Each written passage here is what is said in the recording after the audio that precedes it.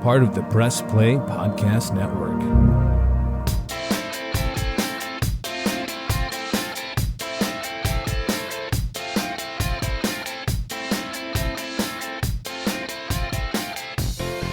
Hi, everyone. What's good? Thanks for stopping by on the Sabol Brothers on the Baseline Podcast, all part of the Press Play Podcast Network. We're your hosts, John Sabol. And I'm Scott Sabol. Thanks for joining us, everyone. We have a great guest here, someone that really means a lot to us because we watched him play, and that is Craig Ehlo, former Cavalier, played 7 years with the Cavs in that great part of that era of that team, a team that got killed by Jordan. We all know it happened.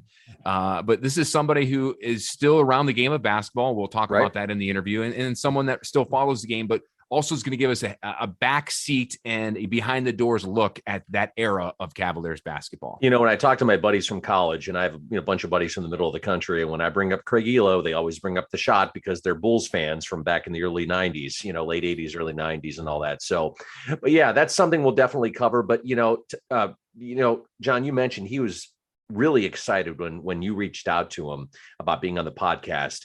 And I'm really looking forward to hearing a lot of his stories, because I'm sure there's a lot of stories, even with the whole shot and everything that led up to it, that we don't know. And I'm looking forward to hearing about it. I think he's going to give us a side of that shot that maybe we have never, and anybody listening to this may have never heard of before. So I hope we get to that. And we'll be right back with Craig Ehlo right after this.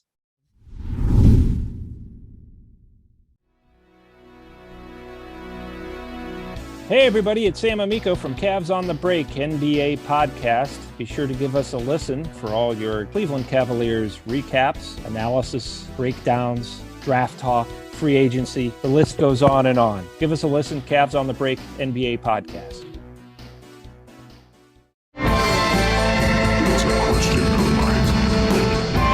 Hey everyone, I'm Holly Wetzel. And I'm Jeremy Powell. And we are your hosts of The Orange is Oranger, a Cleveland Browns podcast on the Press Play Podcast Network. We give you all the dog pound coverage that you'll need each week to get you ready for kickoff and beyond. Don't miss our breakdowns of each week's matchups, game recaps, and any and all news out of Berea to feed your Browns appetite. As we all know, Holly, dogs got to eat. That's right, Jeremy. Hit that subscribe button and never miss an episode of The Orange is Oranger Browns podcast on the Press Play Podcast Network.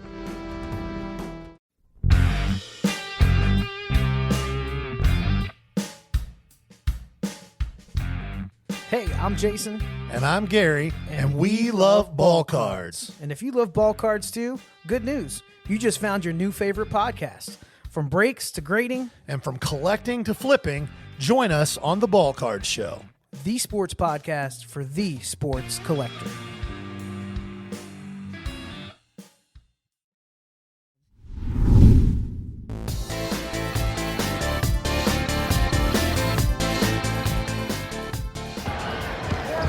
Ehlo to Hot Rod. Nicely done by Craig Ehlo and Hot Rod Williams. To Barkley, desperation three, missed. Rebound Daugherty, down to Ehlo, and to the pack, wham with the right hand.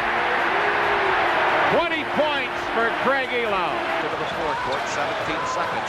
Price into the air, scoops to Ehlo, left wing, three in the air. Good! Ehlo hits a three to tie the game.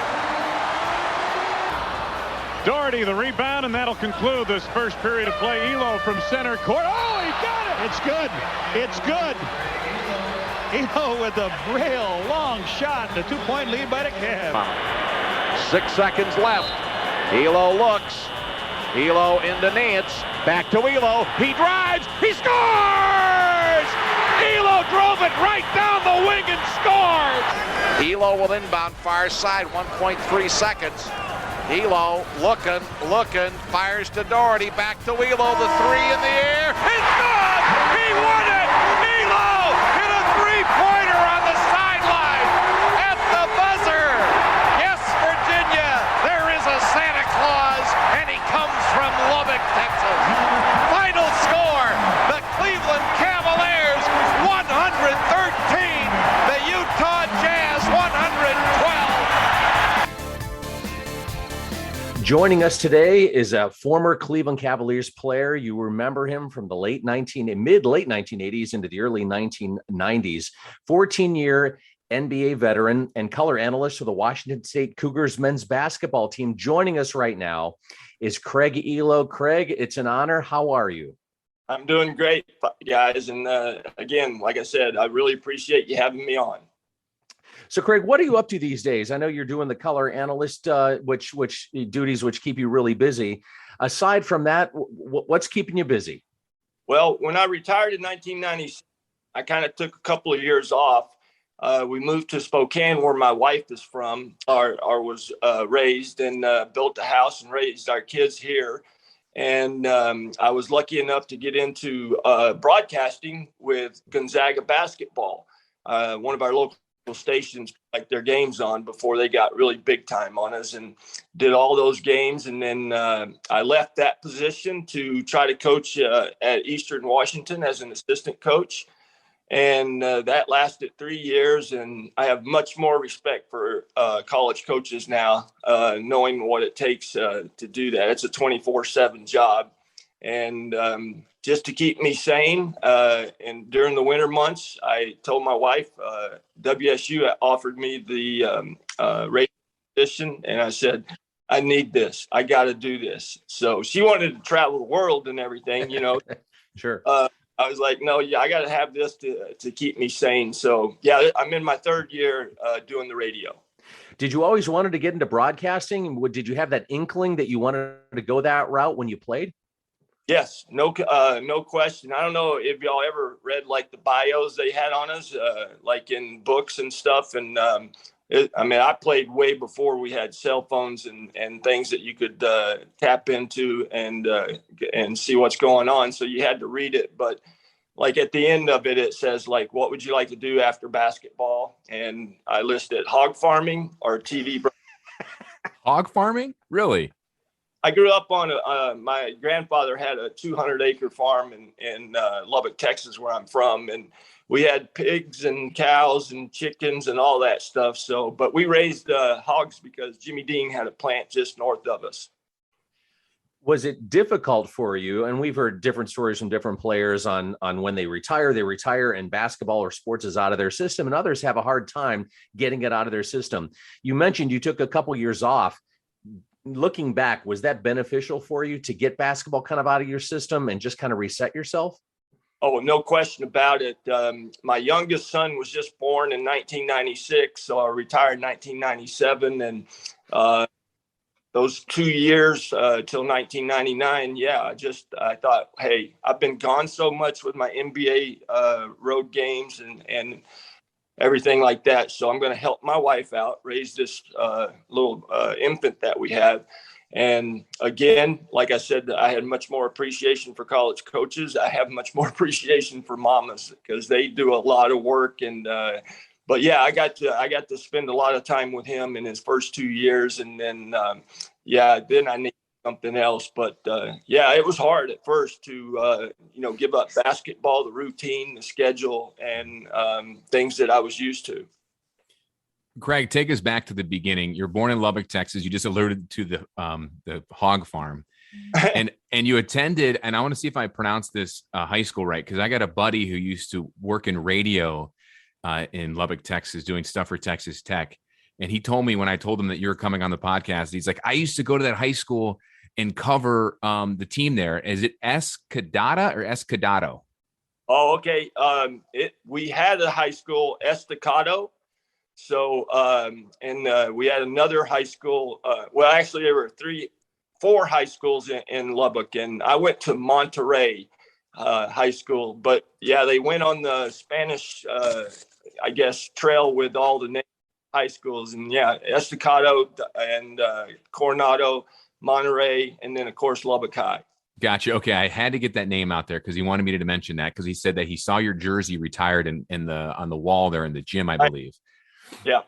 So how did you in a area there in Lubbock, Texas? Because if you look where Lubbock is, it's in the northern top of the state of Texas, kind of in the middle of nowhere. Even though Lubbock is kind of big with the school there, but how did you get noticed by, of all schools, a big, Division I Washington State? Yeah, well, actually, coming out of high school, I made varsity my junior and senior year, and I had a really good senior year. But I was about 6'4", 6'5" ish. and probably 160 pounds. So physically, I just hadn't matured yet. And I actually went to junior college just south of my hometown in Odessa, Texas. And so I spent 2 years at Odessa. And after my sophomore year, Coach George Raveling, who was at Washington State, had recruited out of that conference I was in.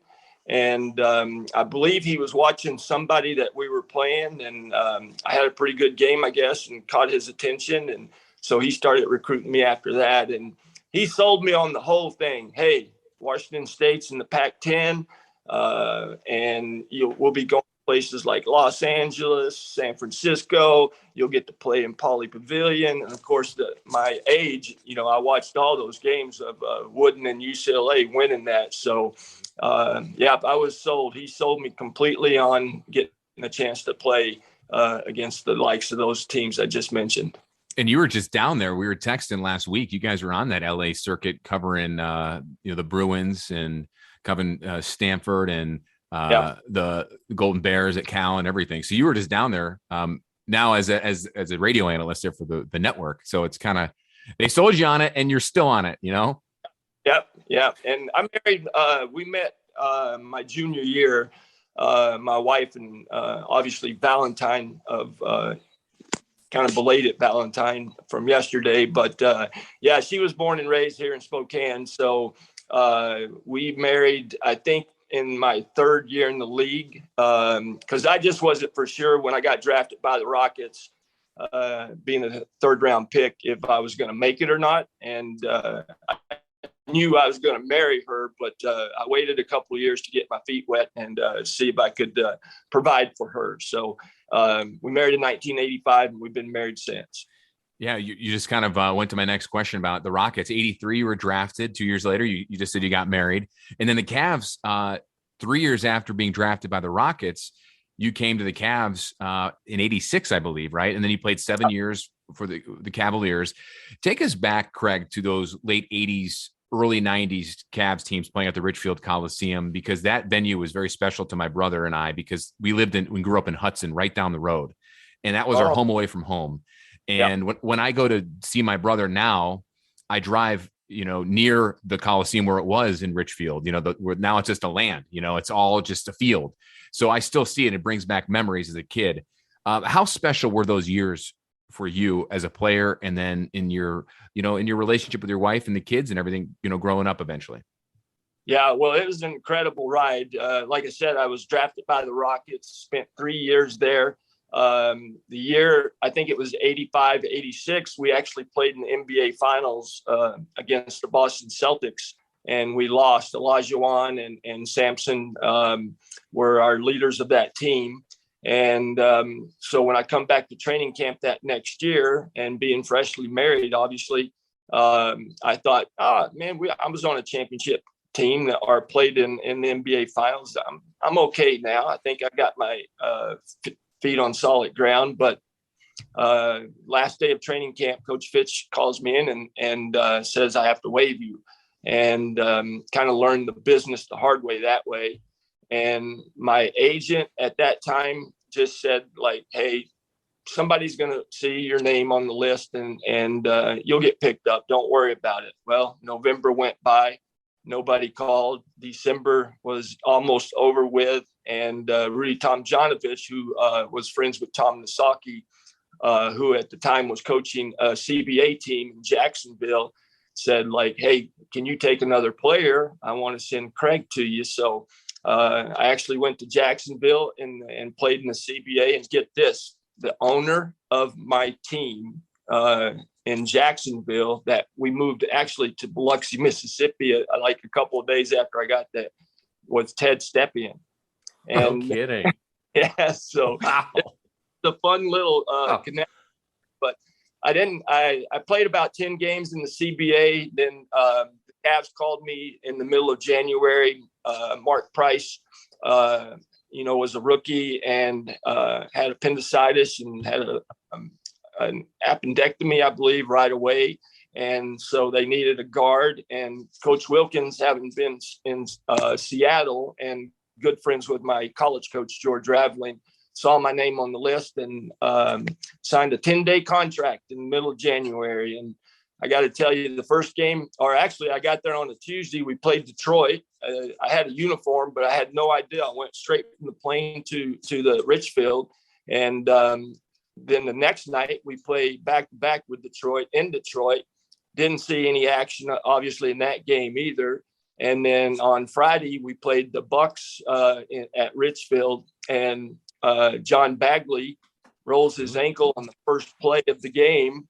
And all of a sudden, the only guards on the bench were me, Johnny Newman, and Ron Harper.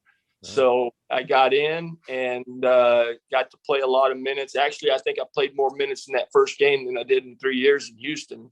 And yeah, so I got lucky. Just, Coach Wilkins have known me and watched me at Washington State. And he just gave me a great opportunity. And again, it kind of fell into place because the Cavs were, bought by the Gunn brothers, and they started rebuilding from the ground up with Wayne Embry as general manager, and then Coach Wilkins. And then they got the draft, first pick of the draft with Brad Daugherty, and Hot Rod was already there from the previous.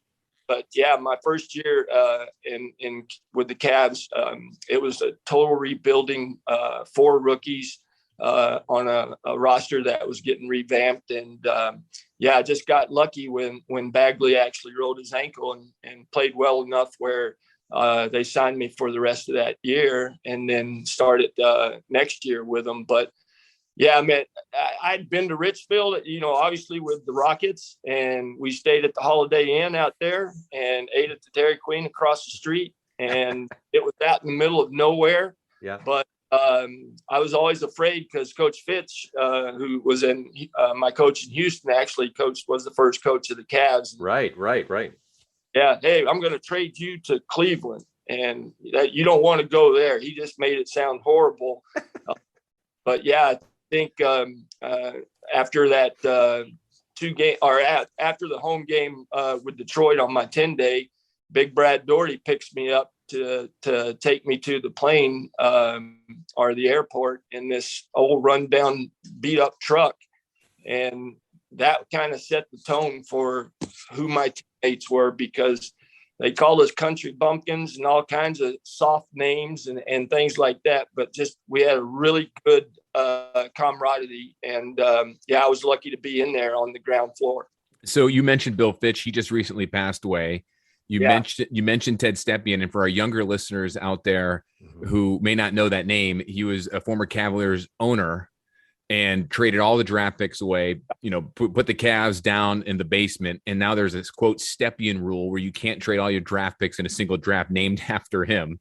It's crazy, Craig, that you were in the CBA very shortly and that was the owner of the team. That's nuts. I didn't know that. Yeah. I forgot how we got paid, but I think the day that I actually left for Cleveland was like payday, and it wasn't very much, but I think I left without giving them any forwarding information. And I think I said something to Pluto or Bert Graff or somebody that was covering us that played for Ted's team in Jacksonville and Biloxi, but I never got my last paycheck. And I got a tap on my shoulder one night coming out of our locker room. We had to walk through that tunnel to get to the court, and it was Ted's daughter, and she had read that quote, and she was like, "Hey, don't you ever do that or say bad things about my dad." And I wasn't trying to be mean or anything, but yeah, so I actually wound up meeting his daughter at a Cavs game. Too bad she didn't have that check in her hand. Hey, exactly. I was like, well, can't you just write me a personal check? But right. He, I think the only thing that I really knew about him was, didn't he throw a baseball off of the top of Tower Hall or something? I can't remember, but he made headlines doing some crazy things. That's a great question, because I know we had a bunch, who was it? Maybe it was the general manager of the Cleveland Indians back in the day, did that too. Threw a baseball off of Terminal Tower. and had a catcher with a mask on try to catch it. But yeah, Stepien was also known for doing some things that would be considered pretty outlandish to try to get, the team going back in the day. So that's interesting. So, we talked about Mark Price, Sean Kemp, Coach Rotella, they were on our podcast, like John mentioned. They told us, each of them, how intimidating it was to play at the Coliseum. In the 70s and 80s, that was just a facility that a lot of people wanted to play in, even though it was in the middle of nowhere. You guys seem to have a pretty good home court advantage playing there versus other spots. Is that true? Oh, no question about it. I mean, teams always flew in at Hopkins, and then, had to drive out to like Richfield at the Holiday Inn, or if they stayed in town, it was a long drive. So, and the Coliseum was way ahead of its, what we know today of how arenas are built, with restaurants and loges and workout facilities and a practice court for us. So it was very much the front runner in that. But you're right, it was just out off of like 271 and 303. And, if you had season tickets and lived in Cleveland, it was going to be an hour, 50 minutes to an hour drive, to come to the game. So it was very difficult. But yeah, I think just where the Coliseum was located was enough to make, teams, all except Larry Bird. Larry Bird said he loved it because he felt like he was at home in French. So, but yes, I totally agree with you. I think we definitely had a home court advantage, and the way that they started rebuilding with all those draft, the fans could actually, take hold of us, and because there wasn't going to be too much movement, and it turned out where, I don't know, probably 3,000 people at our games. And then all of a sudden, by the last time I played in there was 20,000, in there screaming and shouting. So I lived in Akron, actually, and most of my teammates, I know Coach Wilkins and some of our assistants, Dick Helm and Brian Winters, lived in Hudson. Mm-hmm. Mark Price and Brad all lived over there. But yeah, we were just all together kind of out there, between Akron and Cleveland. And there's no question that we had a home court advantage due to our sixth man of the fans and just the location. Following up with your last point right there before Scott asked that question regarding Ted Stepien, I just had to quickly Google it. And you're right. He did it on, he dropped 5 balls from Tower City, Terminal Tower, on June 24th, 1980. It was 80. Okay. It was Stepien. It hit a couple cars. A ball landed and shattered a 24-year-old woman's wrist. Oh. And one Indians player, an outfielder, Scott, I think I'm saying his name right, Mike Zerfoss. I gotta look that one up. He caught one of them. It made national headlines, and So I quickly, when you said that, I'm like, I gotta look it up real quick. I know we're going off topic here, but that's what it was. Right. Okay. But I didn't realize he actually hurt someone though. Yeah, it's according to this article here. That's wow, it's crazy. Some of these pictures in here are just unreal of the the attire and the pictures. They don't have any pictures of the dent or anything like that, but they have a picture of someone icing her wrist. So crazy, Ted Stepien years. Okay, back to the Coliseum and back to everyone living everywhere. You said you lived in Akron. Where did you live when you lived in Akron? I'm just curious. Actually, we bought a house in Fairlawn. Okay, so I was 2 blocks from Summit Mall.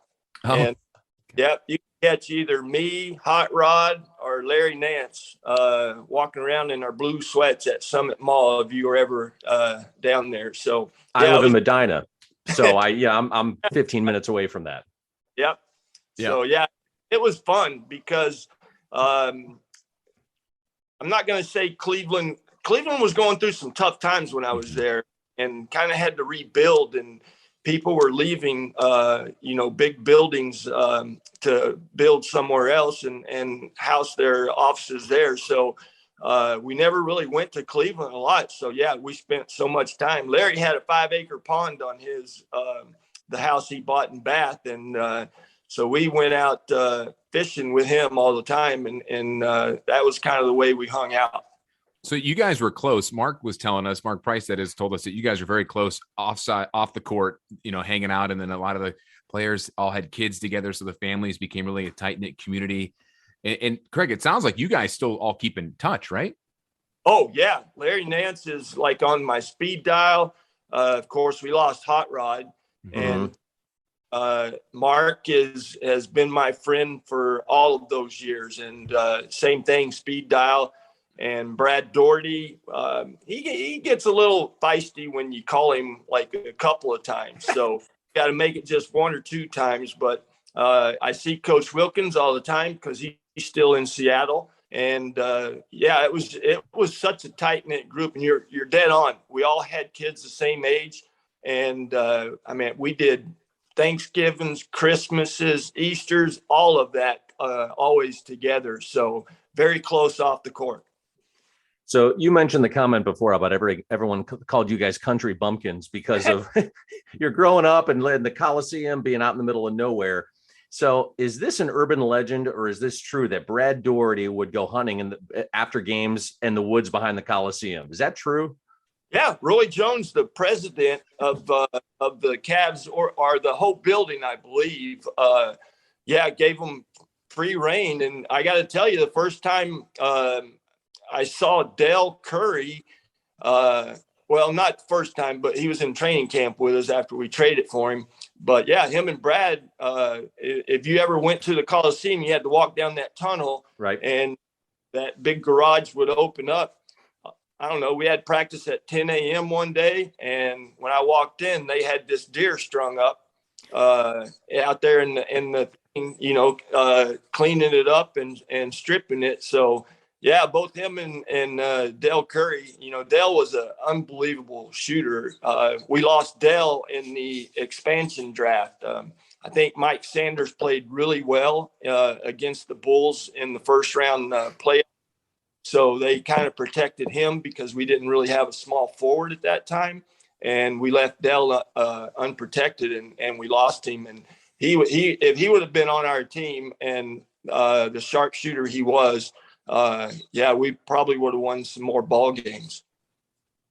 I know you've asked this a million times, but can you take us back to that fateful day in May of 1989, also known as the shot with some guy named Michael Jordan? Oh, definitely. It's like yesterday. And I don't know if it's 31 or 32 years since that, but seems like every May 5th, my phone starts ringing, and I get all kinds of requests to, talk about the shot and stuff. And, I'm just happy that I was able to be in such an iconic game. And, that Michael Jordan, I think that was probably his first biggest shot ever.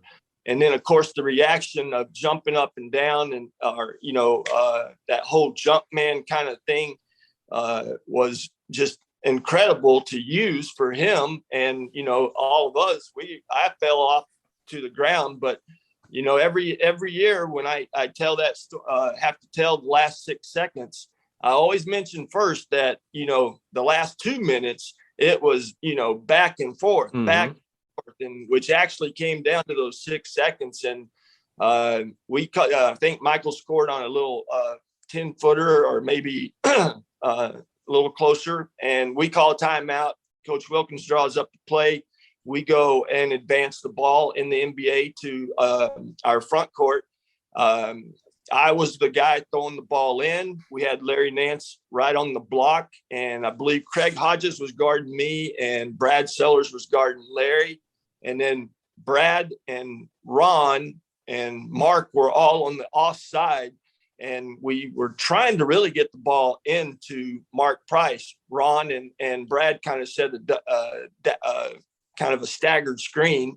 And when I threw it to Larry, I just remember that Coach Wilkins said, as soon as you hit Larry, cut to the basket and go rebound. And gosh, Larry read it perfectly. And when I cut, Craig Hodges was nowhere near me, and Larry just kind of underhanded to me. And then Michael and Scotty came off of Mark and Ron, but I'd already gotten to the rim. And of course, I went kind of under those two guys jumping at my shot. And, it just worked so well that there was still 3 seconds on the clock, and they had a timeout. So they call it, Doug Collins calls it. They advanced the ball. We had a timeout, and we went out after they come out of their huddle to just see where they were lined up. And then we called our timeout to set up our defense. And Coach Wilkins to this day still talks about, I should have never done what I did. Not about like what Ron Harper said in The Last Dance. I got Jordan. There was no really discussion in there. Plus it was so loud you couldn't even hear Coach Wilkins. But he took Larry Nance off of the ball, and we double teamed Michael because we knew that's where the ball was going. And he put Larry in front and me in back.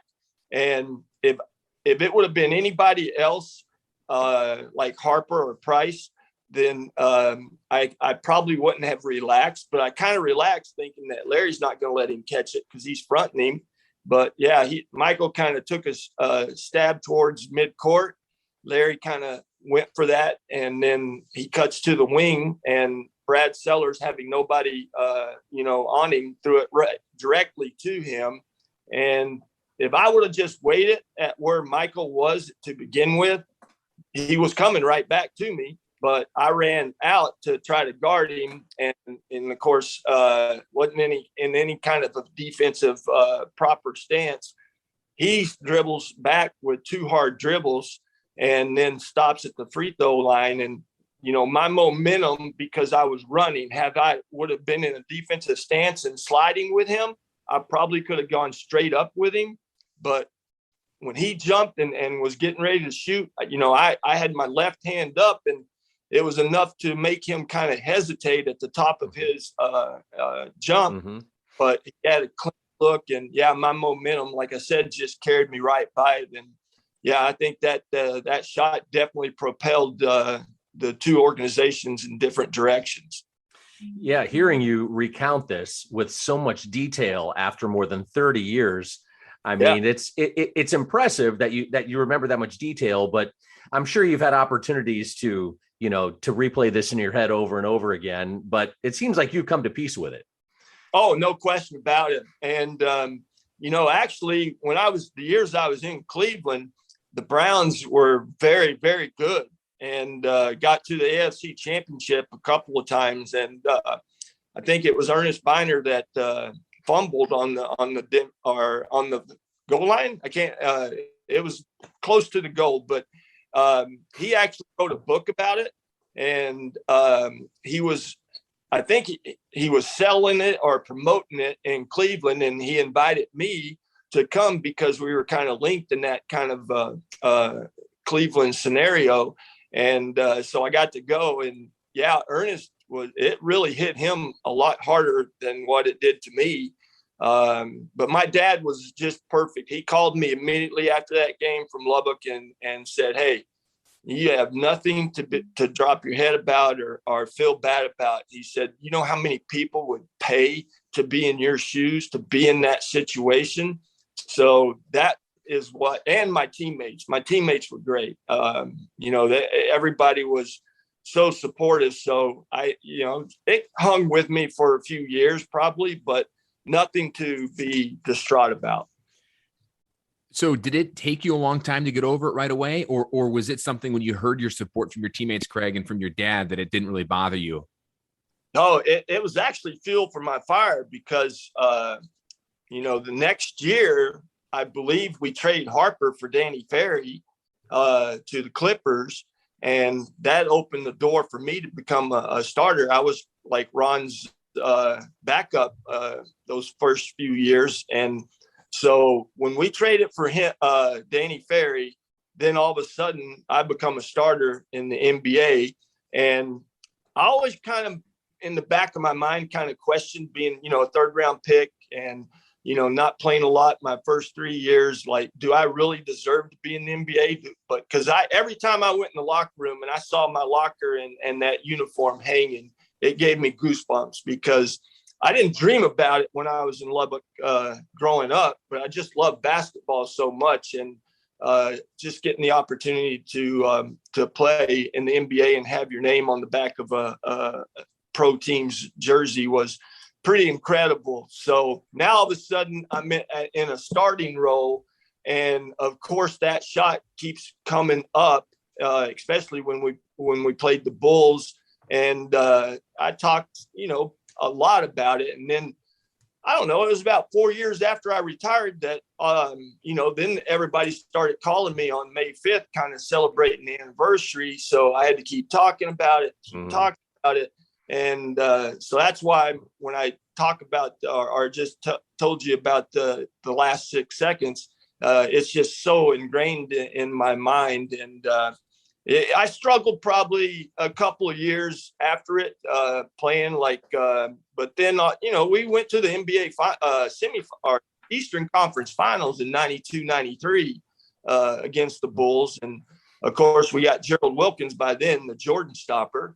And we lost 4-2, I believe, to them that year when they made their first run at 3 straight championships. And I wasn't on Michael this time when he hit the shot. Gerald was. So that kind of helped. But yeah, I mean, I love talking about it. And I love, that it's to be part of like NBA history with that iconic shot. It's more gratifying than it is. Craig, do you ever talk to Michael Jordan about that shot? Have you guys run into each other at a get together? Does he ever bring it up, or how does that go? We didn't barbecue with each other or have each other over, but I did. We crossed paths a couple of times in some charity golf tournaments, and he was always very gracious. And he never said like, "Oh, you helped me be who I am." I wouldn't mind that tag if he actually said. I've bumped into him a couple of times after that, and it was fun to reminisce about it, but it was a very short conversation. So you already touched on this a little bit before about the Last Dance and what Ron Harper said during the Last Dance that he requested. You wanted to guard Jordan, but you had said that didn't happen. Is that right? No, if he did, I guarantee. Well, actually, I was all by myself when that episode came on. I immediately called Brad and Mark and Larry and was like, did Ron say that? I don't remember him saying it. So I got kind of, I guess not reinforced, but I felt good knowing that he didn't say it, but it was great drama for that episode 3 though. That made it. And, Ron, I still run into him all the time, and it's fun watching his son play at Rutgers. And, he didn't really, I could have really gone into him and said, like, why you throw me under the bus like that? But nothing like that happened. So if he did say it, it was between a conversation with him and Coach Wilkins. But I think Coach Wilkins even said, like, he didn't hear Ron say that either. So I think everybody was kind of caught off guard that was mentioned in that episode 3. Sounds like a lot of former players have watched The Last Dance too. I mean, if all you guys are talking about it, everyone was watching it back when it came out a couple years ago. Yeah, the pandemic caused it. I mean, it was supposed to come out later, and it really actually saved me having him put it on earlier in the summer so I could have something to watch. But yeah, I thought it was a great documentary, and I can't believe they had all that footage from all the years. They thinking about it, the future to put it on, because it was like insane how closely everything they said in that the Last Dance was pretty incredible. We have DJ Rodman on Washington State's. He's a junior. Really?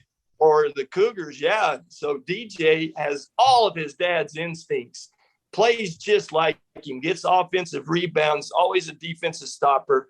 And I believe his sister, Tiffany, is like the highest paid professional women's soccer player in America. So Dennis definitely passed on all those genes to his kids. But I got to share with him a couple of times about like what it was like to play against Dennis when he was with the Pistons and then with Bulls. So that kind of broke the ice and got us in conversation.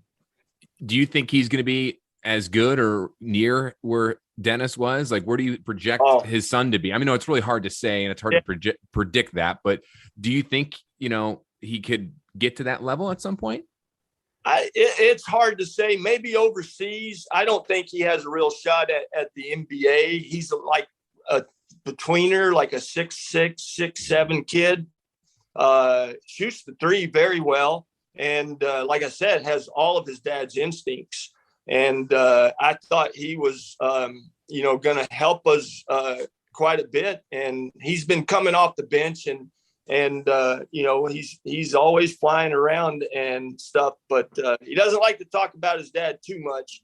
But it's kind of unique that first time I met him, or actually when he came out of high school, no one was recruiting him either. So Washington State kind of gave him an opportunity and he went with it. So, but it's fun to be around him and hear him talk about his siblings and his mother.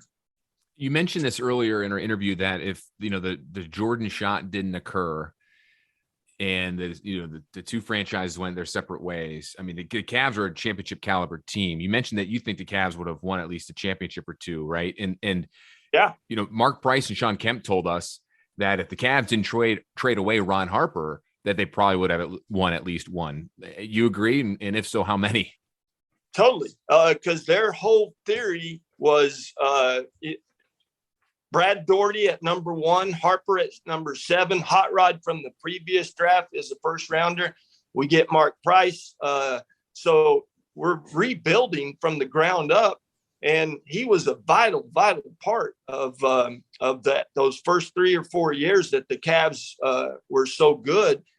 And the trade really shocked us all, because all of a sudden we were at practice up at our practice court.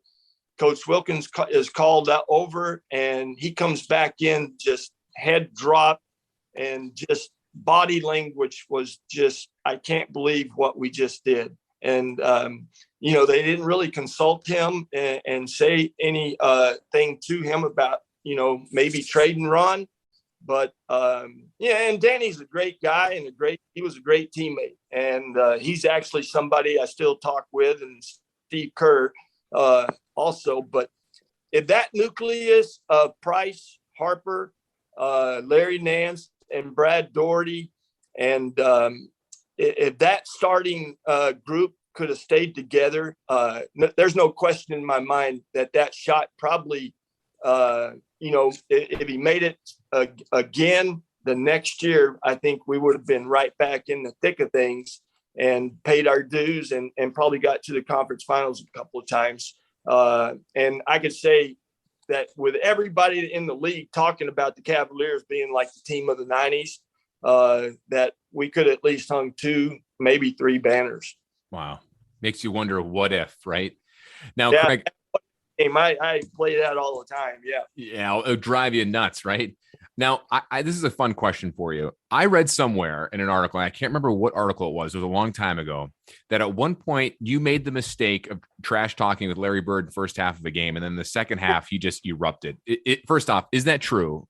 It's true. Okay. Second, tell us what exactly happened.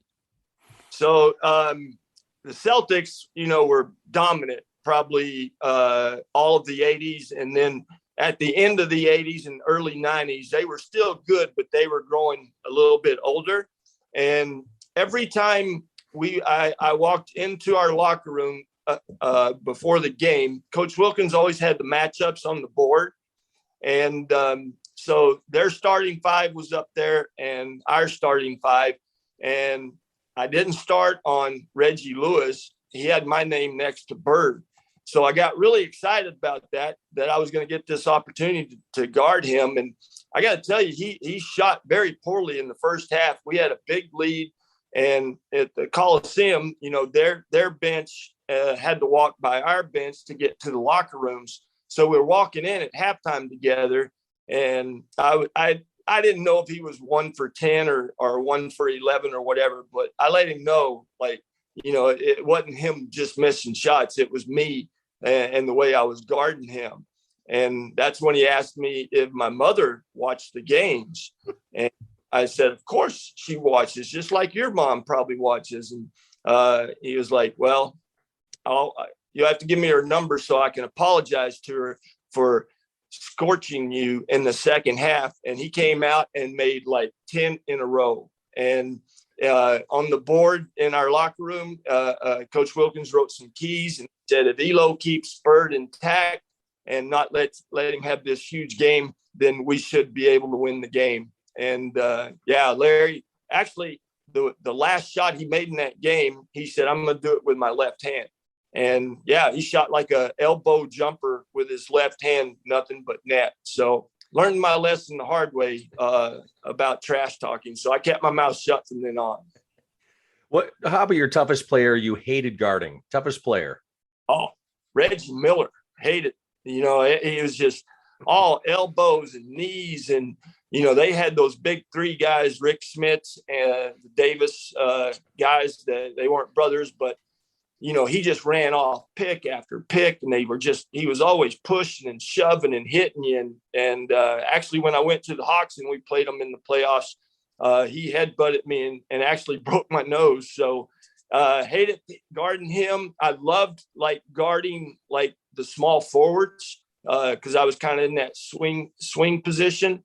And I got to guard some great players, Mark McGuire, Adrian Dantley, Bernard King. And of course, those, the last ones were kind of on their way out, but playing if I guarded a small forward, I just used my quickness and could stay in front of them.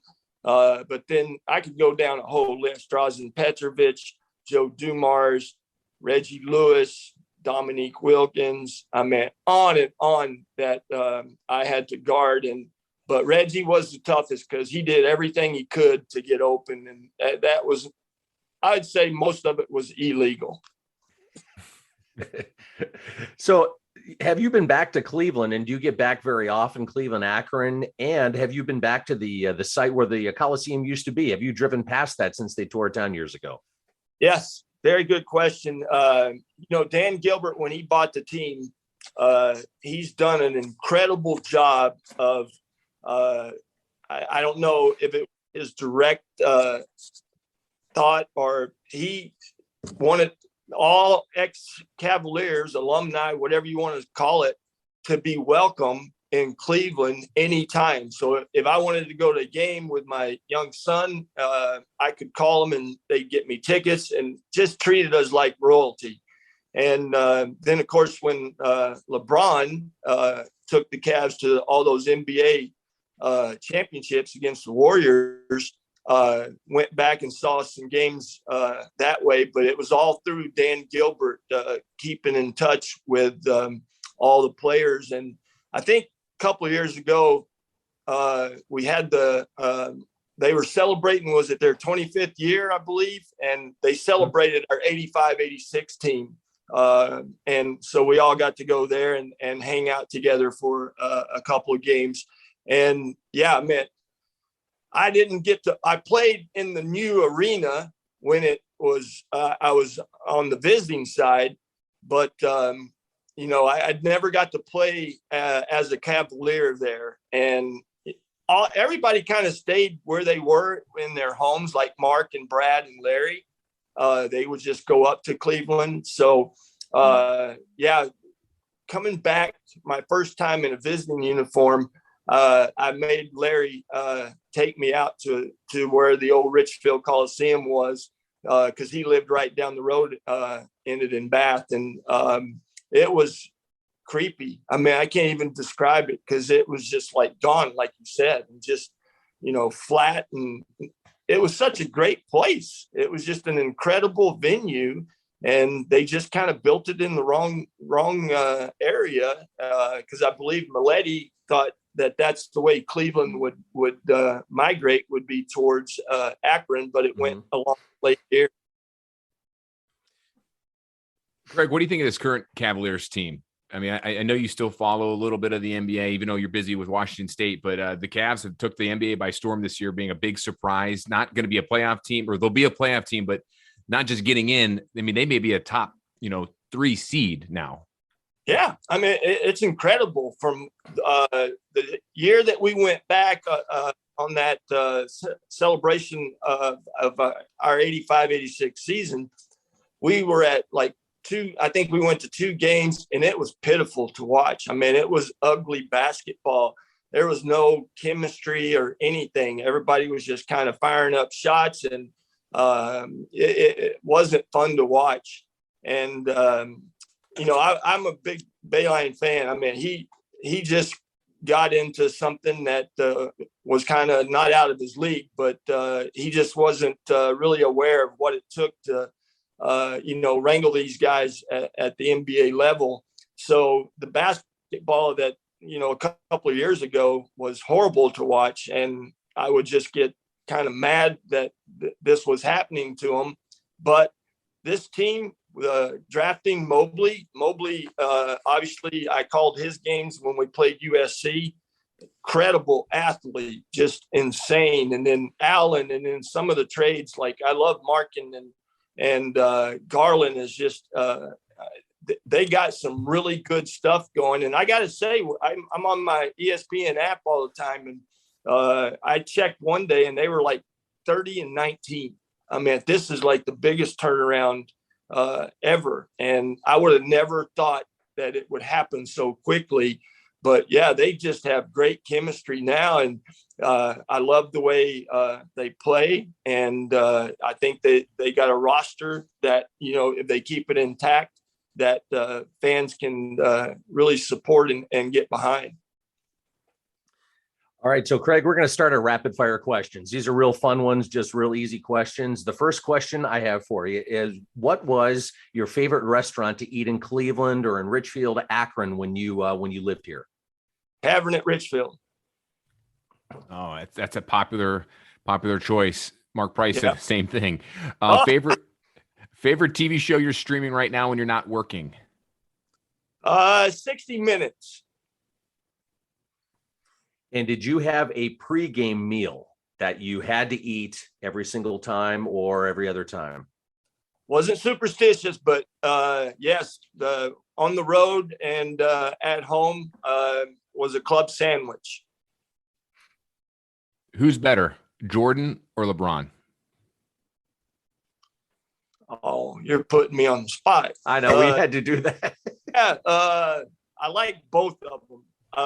But having played against Michael, and I've actually worked LeBron's camp that he had in Akron, and got to visit with him quite a bit. But it's incredible what he's done. But I got to say, MJ. What's your favorite Cavs memory from playing at the Coliseum? If you have one that always pops in. Well, the Dale and Brad skinning that deer is obviously a great one, but we parked. We had to park right up that ramp, and every night it could be 20 below. You had to stop and sign 50 autographs probably, and I thoroughly enjoyed that, no matter how cold it was. Which road venue was the toughest and your favorite? My favorite is the old Boston Garden, not the new Boston Garden. And it was, they really supported, Boston, and their fans were very knowledgeable about the game. So they could tell you, and it was always a tough place to play. They played very well there. So Boston Garden, but Madison Square Garden is like very close. Oh, and the old Bulls, Chicago Stadium too. Don't like the new one. Yeah, the old one was great. The Madhouse on Madison, right? Yeah, exactly. Do you have any favorite hobbies? Well, I turned 60 this year, and it was I used to love riding bikes and just a really nice jog, but definitely feeling all those 14 years of playing. So walking, I have 2 Labradoodles.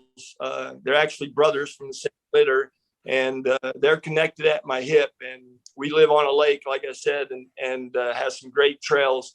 So walking the dogs kind of on a hike every day is something I look forward to.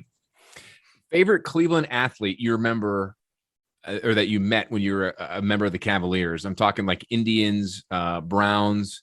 Obviously, you mentioned all your close Cavaliers teammate, but your favorite athlete outside of the Cavs that you met? I actually have two: Bernie Kosar from the Browns and Joe Carter from the Indians. Funny you mentioned that, because Joe Carter is my favorite player growing up with the Indians. The Indians they didn't win too many ball games, but we had a lot of hitters like Joe Carter, Corey Schneider, and they just didn't have any pitching. And then when they got pitching, they had to trade all those guys to get the pitching. So yeah, I did go to the World Series when I lived in Atlanta when the Braves beat the Indians. Mm-hmm. And the Alomars. Sandy was a good guy too. Right. And we picked up Sandy when we traded Joe Carter to San Diego back in whatever year that was, 30 some years ago. So and now in retrospect, the Coliseum isn't there. And when you were traded to Atlanta, the Coliseum was still going on. But did you happen to get anything from the Coliseum before they tore it down?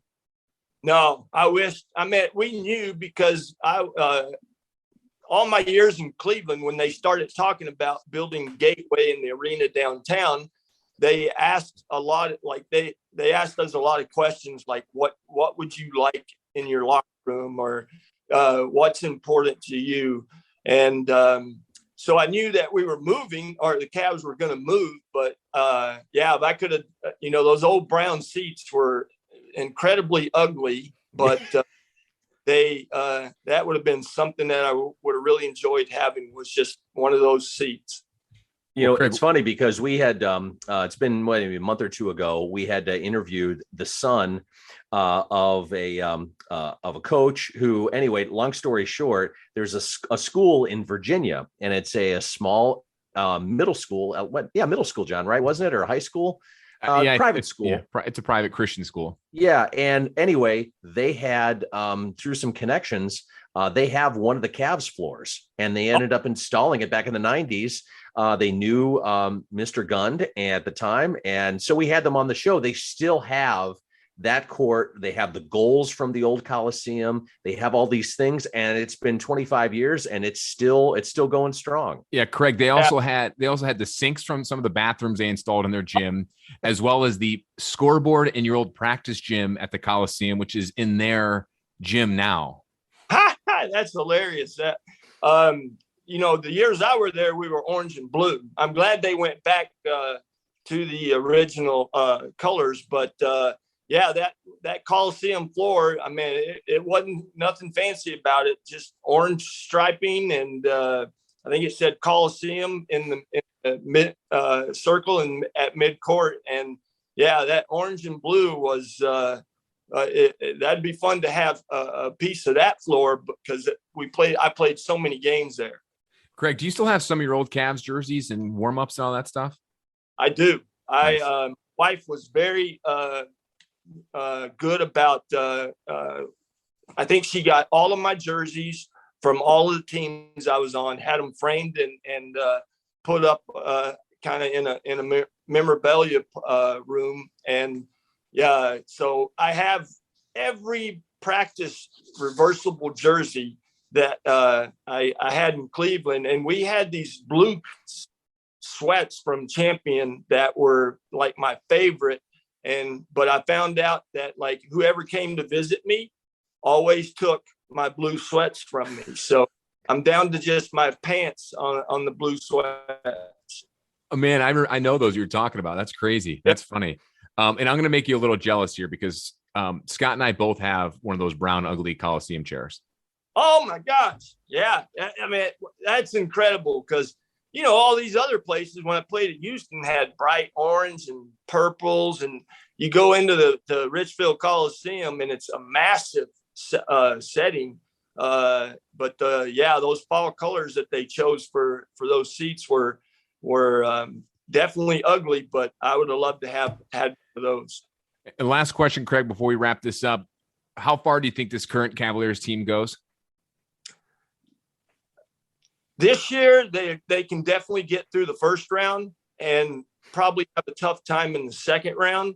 Third seed's always kind of tough. You get that 6th seed in the first round, but then you play the 2 seed basically to get there. So I can see them kind of paying their dues this year, maybe getting to the second round, kind of feeling what it actually takes to advance. And getting to the and by the way, Kevin Love was at one of those skills academies that I did with Nike, and he was incredible, coming out of high school when we had it, and so happy that he's stuck around and kind of been the senior for this team. And so it's going to take something really phenomenal, but maybe in the next 3 years, after paying their dues and getting to the conference finals, they could return. Mm-hmm. Yeah. I good though. Yeah, and getting hard. Yeah. Yeah. And there's a lot of changing in the East this year at the trade deadline. I agree. I think the Cavs need to, they're young. They're inexperienced. They need to overcome some adversity before they take that next step. Yeah. Craig, this has been an absolute pleasure reminiscing of old Cavs and talking, what Scott and I grew up with, and just talking about the game of basketball with you. We cannot thank you enough so much for coming on our podcast. No problem. I thoroughly enjoyed it. It was an honor and privilege. And I'll definitely have to, when you send it, the link to me to pass it on to some others. Absolutely, Craig. Best of luck with your with your job you've had for 3 years, broadcasting, and all the best to your family and everybody that you work with. Well, I appreciate that. Yeah, I did TV broadcasting, but they make you wear a suit and tie. Radio, you don't have any of that. So really enjoyed the radio. And by the way, Joe Tate was the most incredible announcer for any team. And that, honestly, that's one person we didn't even cover here. And, he recently passed away as well, unfortunately. But I'm sure he was a big influence of yours, too, with broadcasting, like you said, hearing him every day for how many years? And he had his most signature call, Craig, is with you. Yeah.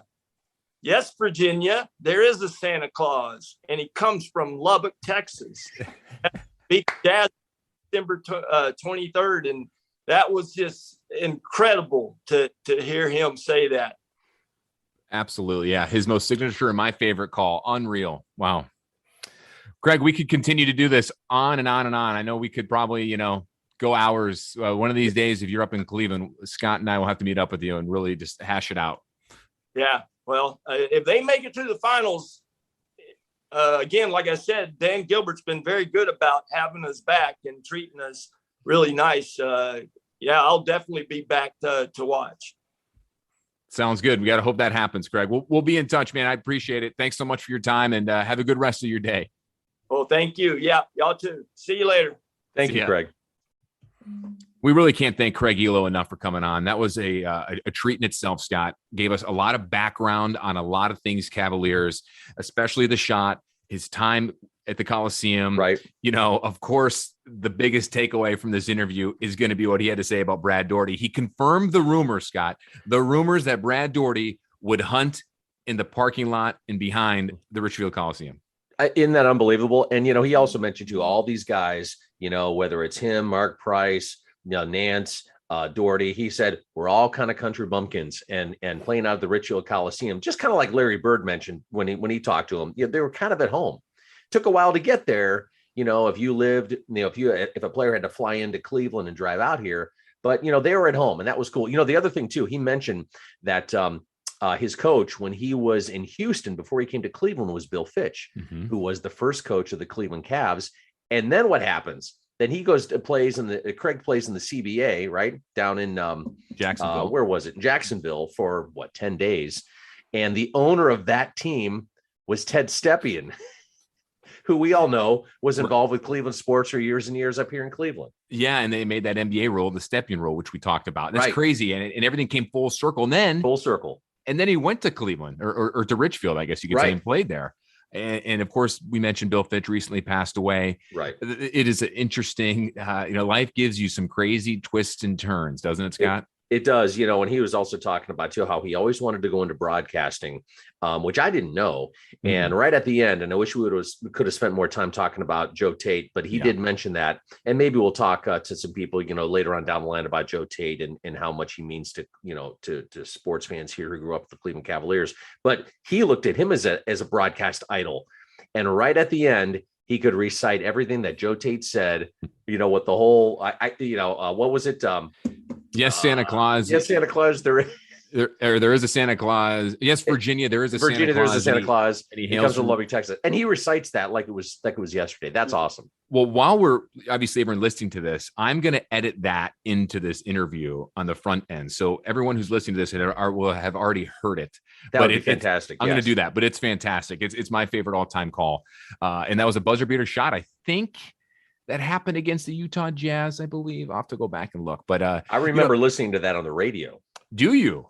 I do remember listening to that on the radio. Yeah, it was this old. In fact, Dad probably still has that radio in the basement. That there's a green transistor radio on his workbench. And I think anyway, it's a lot. I'm getting off topic here, but anyway, it wasn't the radio. It wasn't the radio TV combo that Dad still has. Oh no, this is long before. Yeah, I know that the one you're talking about, but that's long before this. It might have been my boombox, which I still have too, but that's a whole other story that I got when I was like 10. But anyway, I listened to that on the radio, and hearing that and him recite it like it was just, and he loves talking about this stuff. He's not ashamed about the shot.